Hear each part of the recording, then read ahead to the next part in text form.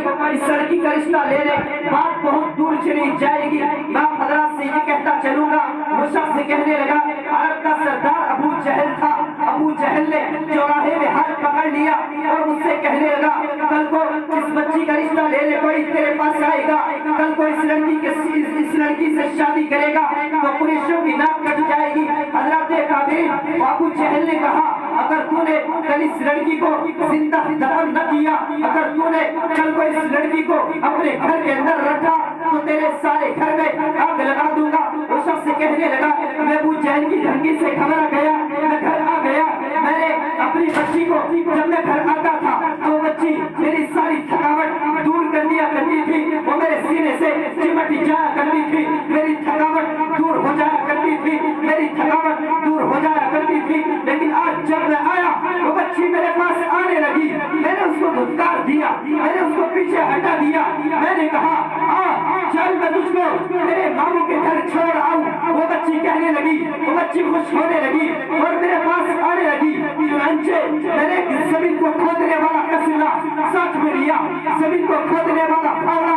ساتھ میں لیا، اور پھاوڑا میرے کاندھے پر ہے اور بچی بھی میرے کاندھے پر ہے، اور میں اپنے قبرستان کی طرف جانے لگا، اس قبرستان کی طرف جو پہاڑ کے پیچھے پڑتا تھا۔ جب میں جنگل کی صحراؤں میں چلنے لگا، پہاڑیوں کے اندر چلنے لگا، بچی نے کہا ابا جان تم مجھے کہاں لے کر جا رہے ہو؟ میں نے کہا میرے ماموں کے گھر۔ بچی کہنے لگی وہ اس پہاڑ کے اندر، اس جنگلات کے اندر، اس وحشت ناک جنگلات میں میرے ماموں کا گھر نہیں، تو مجھ کو کہاں لے کر جاتا ہے؟ ابا نے کچھ جواب نہ دیا۔ چنانچہ پہاڑی کے پیچھے جو قبرستان تھا وہاں پر لے جا کر بٹھا دیا اور پھاوڑے سے قبر کو کھودنے لگا۔ اس بچی کو زمین کے اندر دفن کرنے کے لیے اس کا گڑھا کھودنے لگا۔ بچی بھی اپنے باپ کے پاس آ جاتی ہے، اگر پھر کیا ہوتا ہے، بچہ اپنا باپ جو ہے وہ زمین کا گڑھا کھود رہا ہے، بچی اپنے دوپٹے کو زمین پر بچھاتی ہے اور اپنے باپ کے ساتھ میں ہاتھ پھٹاتی ہے، زمین کو اپنا گڑھا کھدوا رہی ہے، زمین کی مٹی اپنی قبر سے نکلوا رہی ہے۔ اس بچی کو کیا پتا، وہ تو معصوم ہے کہ میرا باپ جو ہے وہ کیا کر رہا ہے، وہ کیا چاہتا ہے۔ بچی کو کوئی معلوم نہ تھا، بچی کو کچھ معلوم نہ تھا میرا باپ کیا کر رہا ہے، کیا کر رہا ہے، کیا کر رہا ہے۔ بچی بھی اپنے باپ کے ساتھ میں ہاتھ پھٹانے لگتی ہے۔ چنانچہ جب قبر بن کر تیار ہو جاتی ہے، باپ اپنی بچی کو اٹھاتا ہے اور اس گڑھے کے اندر اس کو دفن کر دیتا ہے۔ بچی رو کر کہتی ہے، بچی چلا کر کہتی ہے ابا جان یہ کیا کر رہے ہو، مجھ کو زمین کے اندر کیوں دفن کیا جا رہا ہے، اور میری غلطی تو بتاؤ، میری غلطی کیا ہے، میری کوتاہی کیا ہے، اس وجہ سے مجھ کو اس سزا دی جا رہی ہے، اس وجہ سے مجھ کو زمین کے اندر دفن کیا جا رہا ہے۔ چنانچہ ابا نے کچھ جواب نہ دیا، ابا نے کچھ جواب نہ دیا، اس کو زمین کے اندر دفن کرنے لگا۔ وہ باپ کہتا ہے بچی چلاتی رہی، بچی روتی رہی، میں نے بچی کی کسی آہو بکا کو نہ سنا، بچی کی کوئی آواز کو نہ سنا۔ چنانچہ بچی کہنے لگی ابا جان میں آپ سے آخری بات کہتی ہوں، آپ سے اپیل کرتی ہوں، آپ میری ایک بات سن لیجئے، کان کھول کر سن لیجئے، اگر تجھے مجھ سے نفرت ہو گئی ہے تو مجھ کو تو گھر بتا دیتا، میں آخری مرتبہ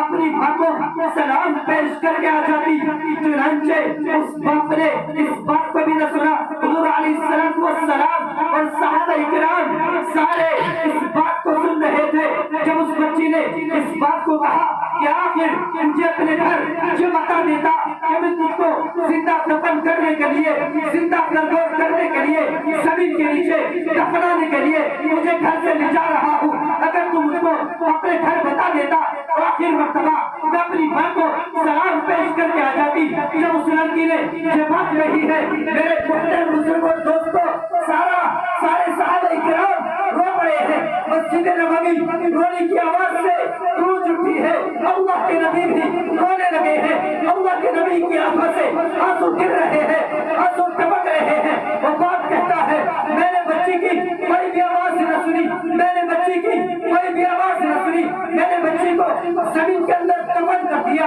اور اوپر سے ریت دیا، اس کو زمین کے اندر دفن کر دیا۔ اس بچی کو دفن کرے ہوئے 40 دن گزر چکے ہیں۔ رات کو جب میں سوتا ہوں، رات کو وہ بچی خواب میں ملتی ہے، خواب میں مل کر کہتی ہے ابا جان قیامت کا دن ہوگا، حشر کا میدان ہوگا، رسول اللہ صلی اللہ علیہ وسلم کی محفل ہوگی اور تیرا گریبان ہوگا۔ چنانچہ یہ بات مجھ سے ہر روز خواب میں کہتی ہے، یا اللہ یا حبیب اللہ، میں آپ کے دربار میں آیا ہوں، آپ کے پاس آیا ہوں، اتنا بڑا گناہ ہے، کیا میری بخشش ہو سکتی ہے، کیا میری مغفرت ہو سکتی ہے؟ اللہ کے نبی نے فرمایا کہ تو نے گناہ تو بہت بڑا کیا ہے، جرم تو تو نے بہت بڑا گناہ کیا ہے، لیکن جب تو اللہ تبارک و تعالیٰ سے سچی توبہ کرے گا، اللہ کے سامنے گڑ گڑائے گا، اللہ کے سامنے دعا کرے گا، اللہ کے سامنے روئے گا اور سچے دل سے کلمہ پڑھے گا،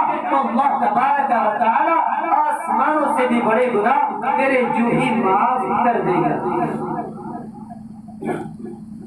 حضرات اکابرین، تو اس سے پتہ یہ چلتا ہے کہ میرے آقا، ہم سب کے آقا، ہم سب کے مولا محمد مصطفیٰ احمد مجتبیٰ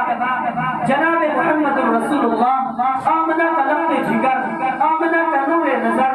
آمنہ کا نور نظر، در یتیم جو اس دنیا کے اندر آیا ہے پوری کائنات کے لیے رحمت بن کر آیا، اسی کو قرآن کہتا ہے وَمَا أَرْسَلْنَاكَ إِلَّا رَحْمَةً لِلْعَالَمِينَ۔